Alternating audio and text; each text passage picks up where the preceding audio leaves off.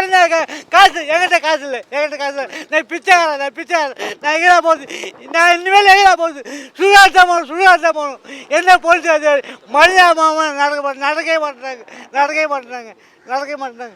மாட்டாங்க இவங்களும் இவ பேர்ல எழுதிச்சு சுத்த அபரிச்சேன்னா சாவணுங்க வேற வழியே கிடையாது. எல்லாத்துக்கும் வாட்ஸ்அப்ல அனுப்பிச்சுட்டு வேற வழியே இல்லை.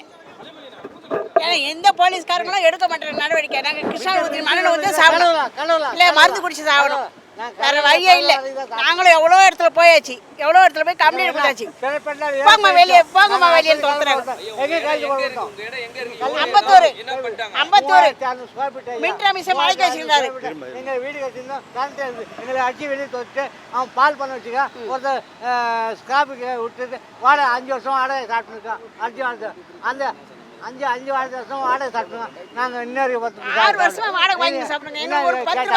ஐயா எங்கள் அப்பாவுக்கு மில்லில் கொடுத்த இடம் பட்டாங்க மிலிட்டரியில் கொடுத்த இடம் அது பொறுமை கடன் இப்போ தாத்தா வந்து ஆழ்ந்து கொடுப்பான். தாத்தா இப்போ ஆழ்ந்து கொடுக்குறது நான் இப்போ சாப்பிட்றது அதை நான் செத்து போய் நீங்களா கேளுங்க. அமலாக்கத்துறை அபகரிங்க